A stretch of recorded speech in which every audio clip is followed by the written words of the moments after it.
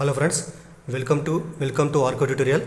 ఈరోజు మనము TET paper 1 క్వశ్చన్లలో భాగంగా మనము టెట్ ప్రీవియస్ పేపర్లో జనవరి 9, 2025 సంవత్సరంలో జరిగినటువంటి టెట్ పేపర్ 1కి సంబంధించినటువంటి కొన్ని మ్యాథమెటిక్స్కి సంబంధించినటువంటి క్వశ్చన్లకు ఆన్సర్ చూద్దాం మనము. ఇందులో భాగంగా మొదటి క్వశ్చన్ ఏముందంటే, క్రింది వాటిలో దేని ఫలితం ప్రధాన సంఖ్య అన్నాడు ఇక్కడ. క్రింది వాటిలో దేని ఫలితము ప్రధాన సంఖ్య అన్నాడు. ఆప్షన్ ఏమనంటే 2364 minus 2226. Second option 252 divided by 3 plus 49 అనమాట. తర్వాత థర్డ్ ఏముందంటే రూట్ ఆఫ్ 17,161 ఉంది. ఫోర్త్ ఏముందంటే 50 × 4 మైనస్ 53 అనమాట. దీంట్లో ఏది ప్రధాన సంఖ్య అన్నాడు, మీకు తెలియాలి ఆల్రెడీ. ప్రధాన సంఖ్య అంటే ఏమంటే ఏదైనా ఒక సంఖ్యకు ఒకటి మరియు దానికి అదే కారణకం అయితే ఆ సంఖ్యలు ఏమంటారంటే ప్రధాన సంఖ్యలు అని అంటారు. అంటే రెండే కారణకాలు అంటే వేరే కారణకాలు ఉండవు అనమాట. ఇక్కడ ఫస్ట్ మనము ఏ కారణకాలు ఉండాలో ఒకటి దానికి అదే అనమాట, వేరే కారణకాలు ఉండదు, ఒకటి ఉండవాలి ప్లస్ ఆ సంఖ్యకు అదే సంఖ్య కారణంగా కావాలన్నమాట. ఇక్కడ చూద్దాం మనం. మొదటిది ఏముందంటే 2364 మైనస్ 2226 అనమాట. ఇక్కడ మైనస్ చేస్తే మనకు వచ్చే విలువ ఏంటంటే 138 అనమాట. మనకు వచ్చే విలువ ఏంటంటే 138 అనమాట. మరి వీటి మైనస్ 138 వచ్చింది. 138 వచ్చేటువంటి కారణకాలు ఏమనంటే 2 × 69 అనమాట. 2 × 69 దీని ఇంకా కారణకాలు వస్తుంది దీన్ని. 2 ఇంటూ 3 ఎక్కడ తీసుకుంటే మనము 3 ఇంటూ 23గా రాసుకోవచ్చు మనం. ఇలా 1, 2, 3 మళ్ళీ 1 కూడా కారణకం అనమాట. కాబట్టి వచ్చినటువంటి ఆన్సర్ మనకు వచ్చినటువంటి కారణకాలు ఏమనంటే 1, 2, 3 ప్లస్ ఒక కారణకం, 4 కారణకాలు ఉన్నాయి. కాబట్టి మొదటిది ప్రధాన సంఖ్య కాదు. సెకండ్ ఏమో చెప్పండి. ఇక్కడ సెకండ్ ఏముందంటే 252 డివైడెడ్ బై 3 ప్లస్ 49 అనమాట. వీటి సూక్ష్మీకరణ చూడండి. ఇక్కడ 252 డివైడెడ్ బై 3 అంటే అర్థమైంది. 252ని 3 చేత భాగించాలి ప్లస్ 49 కలపాలన్నమాట. అప్పుడు మనకు వచ్చేటువంటి విలువ ఏంటంటే 3 ఎక్కం 3 ఎంబుల్ 24, 3 4 84 వచ్చింది ఇక్కడ. 84 ప్లస్ ఎంత చెప్పండి 49 అనమాట. ఈ రెండు కలిపితే మనకు వచ్చే విలువ ఏంటంటే 133 వచ్చింది. 133కి వచ్చేటువంటి కారణకాలు ఏముంటాయి? దీన్ని 19 × 7 రాసుకోవచ్చు మనం. 19 × 7 × 1 కూడా రాసుకోవచ్చు. వీటికి వచ్చేటువంటి కారణకాలు ఏమనంటే 1, 2, 3 కారణకాలు ఉన్నాయి. కాబట్టి దీని అర్థమైంది ఇక్కడ ఇది కూడా మనకు ప్రధాన సంఖ్య కాదు. అదేవిధంగా ఫోర్త్ తీసుకుంటే మనము ఫోర్త్ ఏముందంటే 50 × 4 మైనస్ 53 అనమాట. మీకు తెలుసు ఆల్రెడీ 54 ఎంత 200. 200 మైనస్ 53 మనకి తీసేస్తే వచ్చే ఆన్సర్ ఏంటంటే 147 అనమాట. 147కి వచ్చే కారణకాలు ఏమనంటే 3 × 7 × 7 రాసుకోవచ్చు మనం. 3 × 7 × 7. కాబట్టి ఇది కూడా మనకు 3 కారణకాలు కలిగి ఉంది. కాబట్టి ఇది కూడా మనకు ప్రధాన సంఖ్య కాదు. కాబట్టి 4వది కూడా ప్రధాన సంఖ్య కాదు. మనకి చివరిగా మిగిలినటువంటి ఆప్షన్ ఏముంది? ఇక్కడ థర్డ్ ఆప్షన్ ఉంది. మరి థర్డ్ ఆప్షన్ ఏముంది ఇక్కడ? రూట్ ఆఫ్ 17,161 ఉంది. వీటికి వర్గమూలం కనుక్కుందాం మనము. వర్గమూలం ఎలా కనుక్కుంటాం మనము? భాగాహార పద్ధతిలో కనుక్కుందాం మనము. 17,161 వీటికి భాగాహార పద్ధతిలో మనము వర్గమూలం కనుక్కుంటే 2 అంకెల పైన రైట్ సైడ్ నుంచి లెఫ్ట్కి పోయేది మనము 2 అంకెల మీద బార్ పెడతాము. ఇక్కడ బారు. ఇక్కడ 1 పైన బార్ పెట్టినట్లయితే 1 బార్ 71 బార్ 61 బార్ ఇక్కడ. ఫస్ట్ 1 ఉంది కాబట్టి 1 ఎకం 1 ఇక్కడ. మనకి శేషం 0 ఉంటుంది ఇక్కడ. నెక్స్ట్ బార్ పైన 71 దిప్పుకుంటాం ఇక్కడ మనము. 71 నెక్స్ట్ ఏం చేస్తాము? ఈ 1 ఈ 1కి కలపాలి. అప్పుడు మనకు వచ్చే విలువ ఏంటంటే 2 అనమాట. 2 పక్కల ఎంత రాస్తాం ఇక్కడ కూడా అంతే, దాంతోనే గుణించాలి మనం. 2 పక్కల 3 రాస్తే 3తో గుణిస్తే 23 ముళ్ళ 69 వస్తుంది ఇక్కడ. అప్పుడు మనకి మిగిలినటువంటి శేషం ఎంతంటే 2 ఇక్కడ. తర్వాత 6 దించుకుంటాం ఇక్కడ మనం. ఈ 3 మళ్ళీ దీన్ని కలిపితే 23 + 3 26 అనమాట. పక్కన 1 రాస్తే ఇక్కడ కూడా 1తో గుణిస్తాం అనమాట. 261 1 261. శేషం 0 వచ్చింది. కాబట్టి రూట్ ఆఫ్ 17,161 ఈజ్ ఈక్వల్ ఎంతంటే 131 అనమాట. 131కి వచ్చేటువంటి కారణాంకాలు కేవలము 1 × 131 మాత్రమే. కాబట్టి 131కి వచ్చే కారణాంకాలు 1 మరి దానికి అదే కారణకమైంది. కాబట్టి రూట్ ఆఫ్ 17,161 ఏమవుతుంది? ఇక్కడ మనకు ప్రధాన సంఖ్య అవుతుంది. కాబట్టి ఇచ్చినటువంటి ఆప్షన్లలో మొదటి సంఖ్య ప్రధాన సంఖ్య అవుతుంది. దయచేసి విద్యార్థులు అదేవిధంగా వ్యూయర్స్ అందరూ కూడా వీడియో నచ్చితే లైక్ చేయండి, షేర్ చేయండి. అదేవిధంగా మీ ఫ్యామిలీ అండ్ ఫ్రెండ్స్కి షేర్ చేయండి. ఛానల్ సబ్స్క్రైబ్ చేయండి. సెకండ్ క్వశ్చన్ చూడండి ఇక్కడ. మహేష్ రోజుకు ₹375 సంపాదిస్తే నవంబర్ నెలలో సంపాదించేటువంటి డబ్బు ఎంత అన్నాడు ఇక్కడ. అయితే మహేష్ ఒక రోజుకు ₹375 సంపాదిస్తే ఒక నెల ఏ నెల ఇక్కడ? నవంబర్ నెల అనమాట. మీకు తెలుసు నవంబర్ నెలలో ఉండేటువంటి మొత్తం రోజుల సంఖ్య 30. కాబట్టి ఏం చేయాలి మనము సో 30 ఇంటూ 375 చేస్తే వచ్చేటువంటిది ఆన్సర్ అనమాట. తిప్పి రాసుకున్నాం మనము. 375 ఇంటూ 30 చేద్దాం మనము. సో 3తో ఫస్ట్ గుణిస్తే 3 5 15, సో 3 ఏళ్ళ 21 1 22, సో 3 9 10 11 ఇక్కడ. సో 11 పక్కన 0 1 0 అనమాట. సో ఎంతంటే మొత్తము 11,250 అనమాట. సో రోజుకు 375 రూపీస్ సంపాదిస్తే నవంబర్ మాసంలో సంపాదించే డబ్బులు ఎంతంటే 11,250. సో ఒక రోజు డబ్బులు ఇంటూ ఏం చేయాలి మనము, ఆ నెలలో ఉండేటువంటి రోజుల సంఖ్య. సో రోజుల సంఖ్య ఇంటూ ఆ ఒక్కరోజు డబ్బులు మనం గుణిస్తే వచ్చే విలువ ఏమంటే ఆ నెలలో సంపాదించేటువంటి మొత్తం డబ్బులు రావడము జరుగుతుందన్నమాట. సో చూడండి థర్డ్ క్వశ్చన్ ఏముందంటే, సో 240లో 240లో 60% ఒక సంఖ్యకు రెండింతలు అయితే ఆ సంఖ్యలో సగం విలువ ఎంత అన్నాడు ఇక్కడ. సో ఆప్షన్ ఏమనంటే 72, 144, తర్వాత సో 18, తర్వాత 36 అనమాట. సో 240లో 60% ఉన్నది ఏదో ఒక సంఖ్య ఉందంటే ఆ సంఖ్యకు రెండింతలు అనమాట ఈ విలువ. సో కావాల్సిన సంఖ్య ఫస్ట్ ఎక్స్ అనుకున్నాం మనము. ఎక్స్కు 200 ఎక్స్కు రెండింతలు అంటే రెట్టింపు అనమాట. ఎక్స్కు రెండింతలు ఎంత సమానం చెప్పండి, 2తో గుణించాలి మనం, 2x అనమాట. సో కావాల్సిన సంఖ్య ఎక్స్ అనుకుంటే ఎక్స్కి డబుల్ ఎంత చెప్పండి 2x అనమాట. ఇది దేనికి సమానం చెప్పండి, 240లో 60%కి సమానం అనమాట. ఫస్ట్ మనము 240లో 60% కనుక్కుందాం మనం. మరి 240లో 60% ఏం చేయాలి మనము, 240లో 60% ఏం చేస్తాం మనం అంటే 240 ఇంటూ 60% రాసుకుంటాం మనము. తర్వాత 240లో 60% అని అర్థం, 240 ఇంటూ 60% ఏం చేస్తాం మనము 60/100 రాస్తాం అనమాట మనం, గుర్తుపెట్టుకోండి. సో 240లో 60% అంటే 240 ఇంటూ 60%, 240 ఇంటూ 60% అంటే అర్థమైంది 60/100 రాసుకుంటాం మనం సింపుల్గా. ఇప్పుడు చూడండి ఇక్కడ ఈ జీరో క్యాన్సల్, ఈ జీరో క్యాన్సల్ అనమాట. అప్పుడు మనకు మిగిలిన ఏంటంటే సో 24 ఇంటూ 6 అనమాట. 24 6 మనకు వచ్చే విలువ ఏంటంటే, సో గుణిద్దాము, 6 4 24, 6 2 12, 144 అనమాట. సో 240లో 60% ఎంత సమానం అంటే 144 సమానం అనమాట. ఈ 144 ఏదైతే ఉంటుందో ఇది 2xకి సమానం అనమాట. రెండు సమానం చేద్దాం మనము. సో 2x ఈజ్ ఈక్వల్ ఎంత ఇక్కడ 144 అనమాట. That implies so x is equal ఎంత అంటే 144/2 అనమాట. సో 2 1 2 7 2 2 ఇక్కడ 72 అనమాట. అంటే x విలువ ఎంత అంటే 72 అనమాట. x విలువ 72. కానీ మన క్వశ్చన్ ఏముంది ఇక్కడ, ఆ సంఖ్యలో సగం విలువ ఎంత అన్నాడు. అంటే x మనకి ఎంత వచ్చింది చెప్పండి, ఇక్కడ 72 వచ్చింది. సో 72లో సగం అంటే ఏం చేస్తాం మనం, x/2 అనమాట. x/2 అంటే అర్థమైంది, సో 72/2 అనమాట. క్యాన్సల్ చేస్తే సో 2 ఎక్కం 2 3 2 1 6 2 1 12 1 2 6 ఇక్కడ. సో 36 అనమాట. సో xలో సగం ఏంటంటే 36కు సమానము. కాబట్టి ఇచ్చినటువంటి ఆప్షన్లలో 4వ ఆప్షన్ కరెక్ట్ ఆప్షన్ అవుతుంది. తర్వాత ఫోర్త్ క్వశ్చన్ చూడండి. ఫోర్త్ ఏముందంటే, సో క్రింది వాటిలో సరైన వాక్యాన్ని గుర్తించండి. సో క్రింది వాటిలో సరైన వాక్యాన్ని గుర్తించండి. ఇక్కడ ఏమిచ్చిందంటే, సో ఫస్ట్ ఆప్షన్ ప్రధాన సంఖ్యలు అనంతము. సెకండ్ ఏముందంటే 1 ఒక ప్రధాన సంఖ్య. సో మూడోది ఏమంటే అన్ని ప్రధాన సంఖ్యలు బేసిక్ సంఖ్యలే. ఫోర్త్ ఏముందంటే అన్ని సరి సంఖ్యలు సంయుక్త సంఖ్యలు అన్నాడు. అయితే ముందు మీకు తెలియాలి ప్రధాన సంఖ్య అంటే ఏమంటే, సో ఏదైనా ఒక సంఖ్యకు 2 కారణాంకాలు మాత్రమే ఉంటే ఆ సంఖ్యలు ఏమంటారు, ప్రధాన సంఖ్యలు అని అంటారు. ఆ 2 కూడా కారణాంకాలు ఏం కావాలంటే, ఒకటి మరి దానికి అదే కారణాంకం కావాలి, వేరే కారణాలు ఉండొద్దు అనమాట. అటువంటి సంఖ్యలు ఏమంటారు, ప్రధాన సంఖ్యలు అని అంటారు. అయితే ఇక్కడ చూడండి, ఇక్కడ సరే మీకు తెలుసు 2 3 5 సో 7 11 ఇవన్నీ కూడా ప్రధాన సంఖ్యలు అనమాట.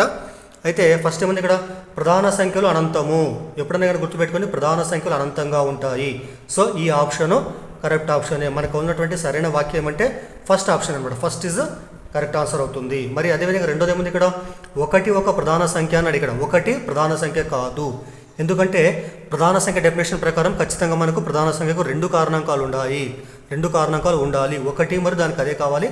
ఇక్కడ 1కి వచ్చే కారణాంకాలు ఏమంటే 1 మాత్రమే ఉంటుంది కాబట్టి 1 ప్రధాన సంఖ్య కాదు. అదేవిధంగా సో థర్డ్ ఆప్షన్ ఏముందంటే, అన్ని ప్రధాన సంఖ్యలు బేసిస్ సంఖ్యలే అన్నాడు. కాదు, అన్ని ప్రధాన సంఖ్యలు బేసిస్ సంఖ్యలు అవుతాయి, 2 తప్ప. సో 2 అనేటువంటిది మొట్టమొదటి ప్రధాన సంఖ్య, అంటే అతి చిన్న ప్రధాన సంఖ్య 2. సో 2 మాత్రమే సరి ప్రధాన సంఖ్య.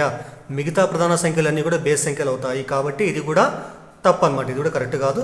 ఫోర్త్ ఏముందంటే, అన్ని సరి సంఖ్యలు సంయుక్త సంఖ్యలు. మరి సంయుక్త సంఖ్యలు అంటే ఏంది, ప్రధాన సంఖ్యలు కాని సంఖ్యలు సంయుక్త సంఖ్యలు అని అంటారు. సంయుక్త సంఖ్యలు 4 నుండి ప్రారంభమవుతాయి. అతి చిన్న సంయుక్త సంఖ్య 4. అంటే సంయుక్త సంఖ్యల డెఫినేషన్ ఏమంటే 3 లేదా అంతకంటే ఎక్కువ కారణాంకాలు ఉంటే ఆ సంఖ్యలు ఏమంటారంటే సంయుక్త సంఖ్యలని అంటారు. సో మరి ఇక్కడ ఏమిచ్చింది, ఇక్కడ అన్ని సరి సంఖ్యలు సంయుక్త సంఖ్యలే అన్నాడు. సో అన్ని సరి సంఖ్యలు సంయుక్త సంఖ్యలు కావు. ఎందుకంటే 2 సంఖ్య చెప్పండి, ఇక్కడ 2 అనేటువంటిది సరి సంఖ్య అవుతుంది, కానీ అది ప్రధాన సంఖ్య అవుతుంది, సంయుక్త సంఖ్య కావడం లేదనమాట. ఇదొక కారణం తీసుకోవచ్చు, ఇదొక కారణం తీసుకోవచ్చు మనం. అదేవిధంగా సో 9 తీసుకుంటే 9 అనేటువంటిది బేసి సంఖ్య, కానీ ఏమవుతుంది అది సంయుక్త సంఖ్య అవుతుంది. ఇక్కడ సరి సంఖ్య మాత్రమే ఇచ్చింది ఇక్కడ, కానీ 9 అనేటువంటిది బేసి సంఖ్య అయినప్పటికీ సంయుక్త సంఖ్య అవుతుంది, కాబట్టి ఇది కూడా తప్పు అనమాట. సో ఇచ్చినటువంటి ఆప్షన్లలో మొదటి ఆప్షన్ ప్రధాన సంఖ్యలు అనంతమైనటువంటిది సరైనటువంటి ఆన్సరు. తర్వాత 5th క్వశ్చన్ చూడండి. 5th ఏముందంటే సో A, B మరియు C 3 సంఖ్యలలో A మరియు B సంఖ్యల సగటు B మరియు C సంఖ్యల సగటు కంటే 21 ఎక్కువ, అయితే A మరియు Cల మధ్య భేదము ఎంత అన్నాడు ఇక్కడ. సో ఆప్షన్ ఏమనంటే 63, 21, 42, 84 అనమాట. ఇచ్చిన కండిషన్ ప్రకారం ఏంటంటే ఇక్కడ A, B, C 3 సంఖ్యలు అంట. ఇందులో A మరియు Bల సగటు అంటే అర్థమైంది.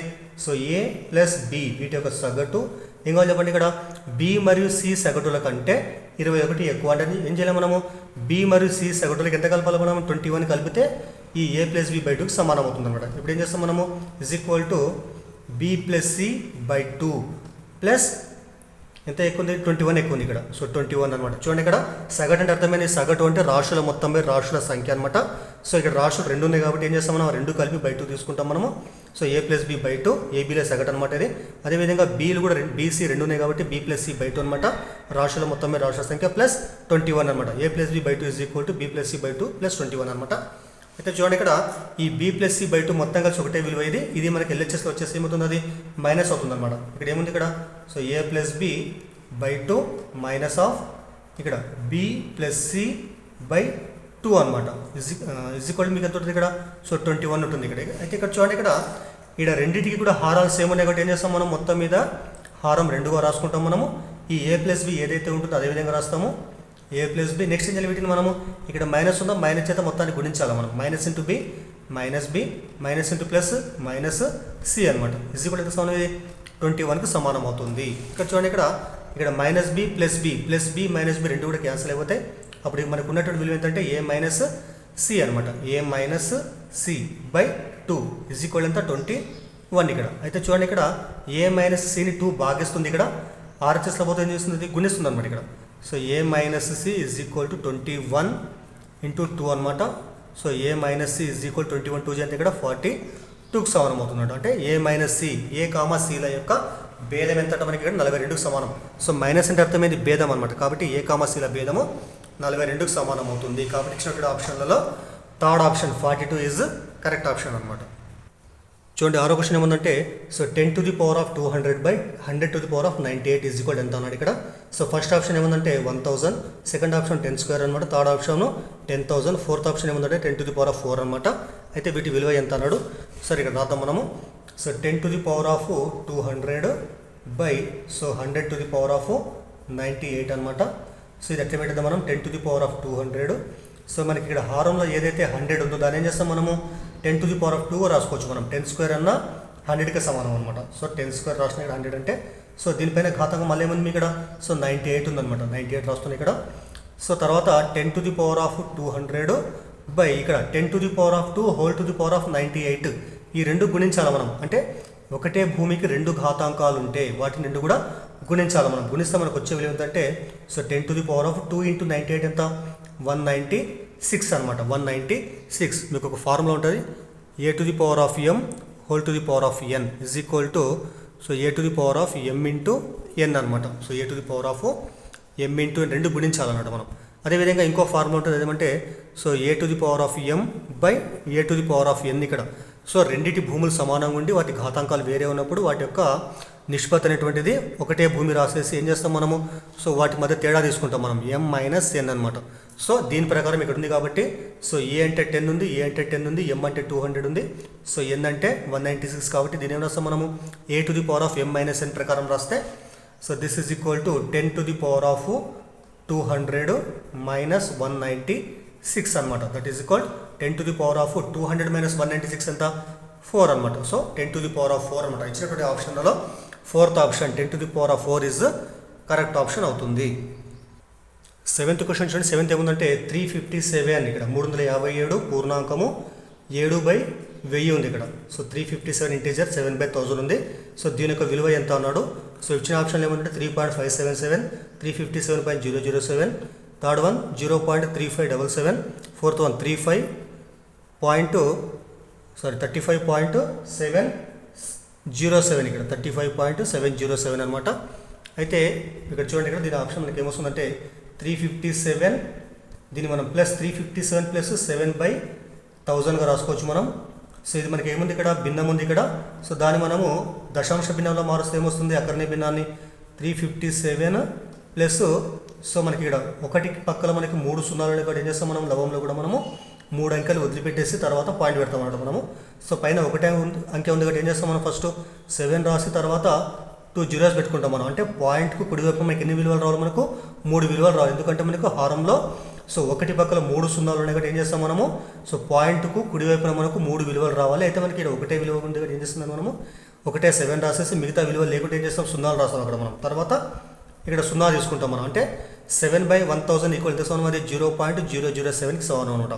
అప్పుడు కలిపితే మనకు వచ్చే విలువ ఏంటంటే, ఇది పూర్ణాంక భాగం కలపాలి మనము 357.007 అనమాట. So option 2 is correct option అనమాట.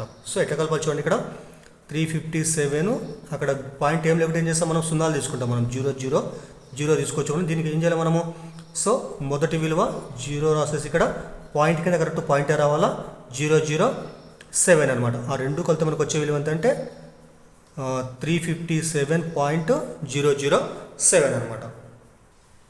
8th క్వశ్చన్ చూడండి, ఏముంది ఇక్కడ 750000 ఇక్కడ 7,50,000 గ్రాములు, 7,50,000 గ్రాములు ఎన్ని క్వింటాలకు సమానం అన్నాడు.